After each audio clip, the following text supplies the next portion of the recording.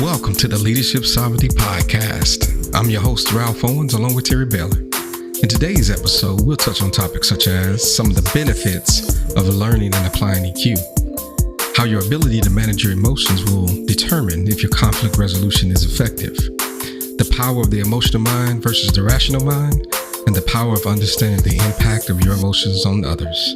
Enjoy the show. So improved decision making.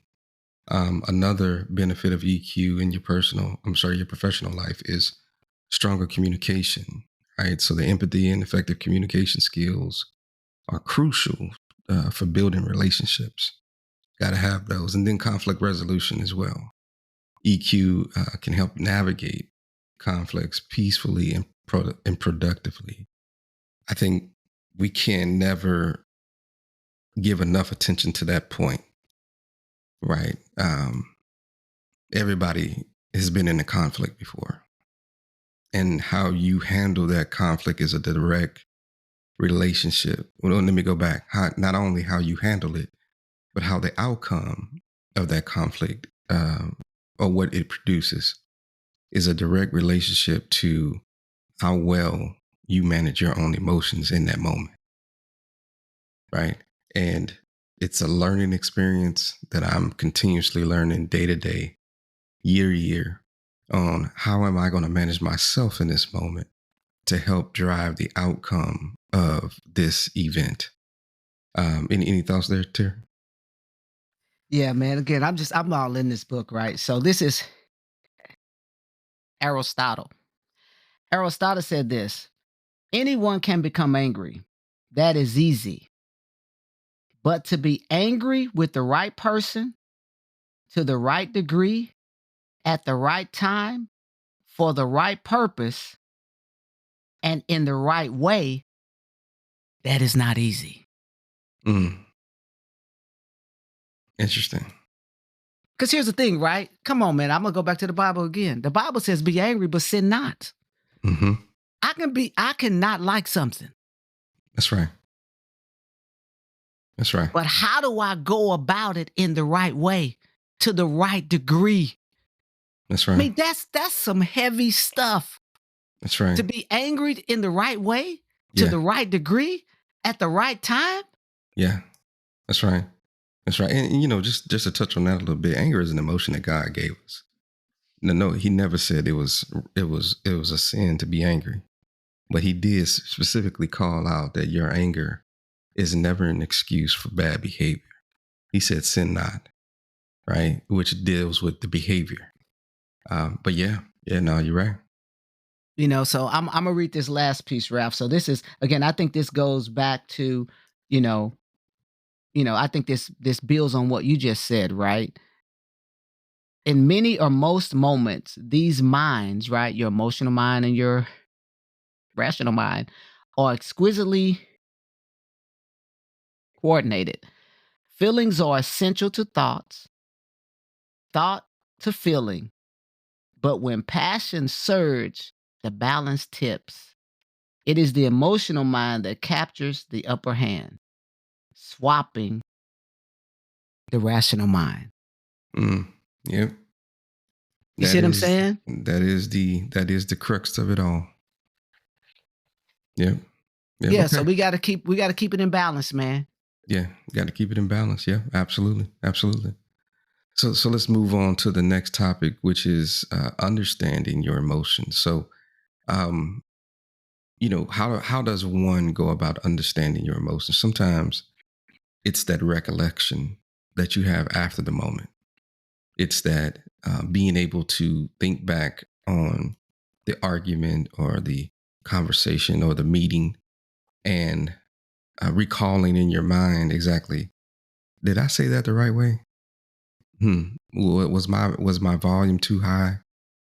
Just basically, recalling your actions and how you performed in that moment, and then also understanding how your actions impacted other people, right? Because you got to have that awareness, that social awareness of, when I started pounding my fist because I was passionate about this moment, other people started to, pull back, right? So understanding, how you impacted the room and impacted the situation based on your behaviors, right? To me, is one of the first part of understanding your emotions, and being able to say, because I've done this, like, when this person does that, it makes me feel like this, and therefore I do that. Right? That's a big tool that I've used on myself a lot to help me understand what's driving my emotions. But I mean, what's your thoughts on that, too?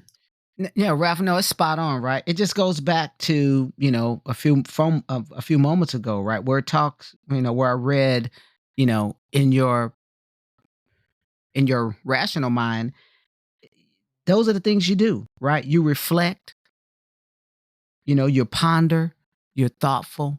Because here's the deal, right? We're not going to always get it Hmm. right? But the ability to go back and reflect and say, you know what? I want to get better at this. Right. Right. And you know what? It's going to cause you to have to go back sometimes and say, hey, I apologize for the way, um, uh, uh, I responded in the meeting. That's right. Doesn't change my position. Hmm. What I want to do though is have, and guys, this is, if we can focus on this, and I'll tell you, be honest with you, man, marriage has helped me with this. I'll just be honest with you. Hmm. Look, how many times is the message lost in the method? Oh yeah, yeah, absolutely. You said some great stuff. Hmm. But look, hey, can you just not yell it? Yeah. I everything you said is spot on, but I can't hear it. It's so That's right. loud. That's right. That's right. I'll never forget this. Regardless of what you feel about Bill Cosby, during our time coming up, the Cosby Show was a big cultural thing, and I never Yes. forget this one lesson he taught in there. And he was talking about how something was presented to him. He was like, "Son, it's like you taking the best steak in the world and cooking it perfectly, and then serving it to me on the top of a trash can lid. I can't even see what you're giving me." Right, right. I remember that. I That's can't even see. exactly right. Yeah, Yes. yeah. Yep.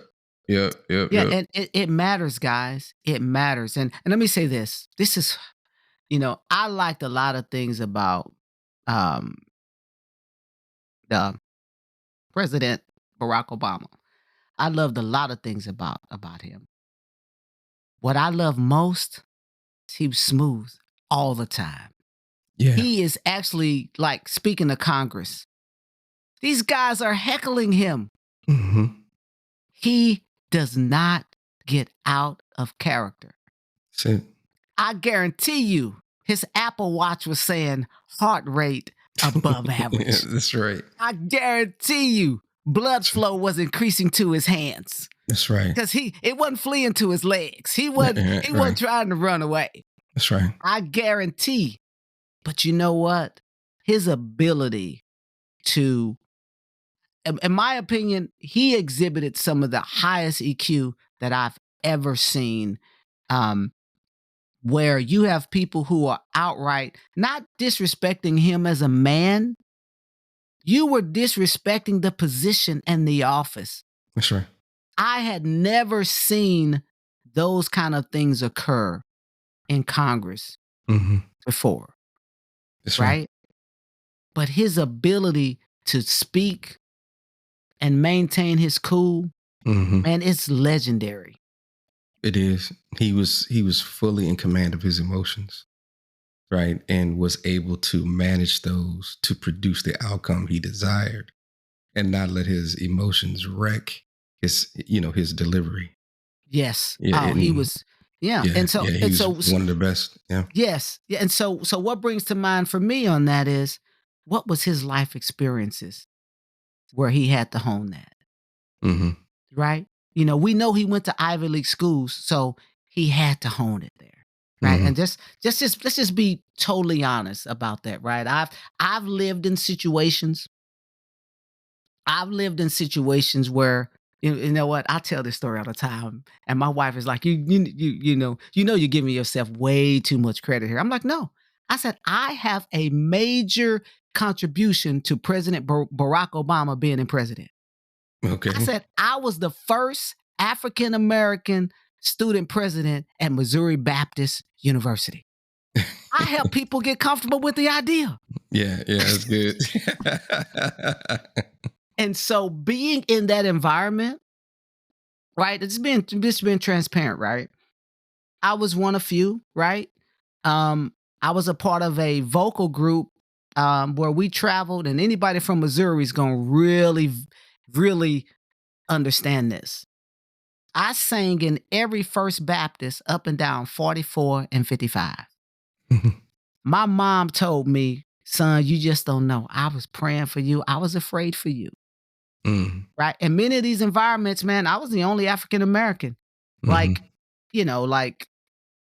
for miles and miles and miles around. And so I've lived through that. I don't know, granted, it was great. It was a great experience. Don't get me wrong. I loved it. But there are things that, I didn't experience any horrific situations, but I knew and I felt the undertones at times, So. Yeah. You understanding your emotions is the very, very, very, very most important piece of all of this, right? I think another example of that was Dr. Martin Luther King. Yeah. In the things that he had to face, the opposition he had to face, but being able to control and understand his emotions, allowed him to adjust his delivery so that he can achieve the outcome that he wanted. Yeah. Be aware. Be aware. Yeah. Thank you for listening to the Leadership Sovereignty Podcast. We hope that you not only enjoyed the content, but gained something to help you on your personal leadership journey. Feel free to reach out to us on X and Instagram under the handles Leadership Sovereignty. Until next time, stay safe, peace, and blessings.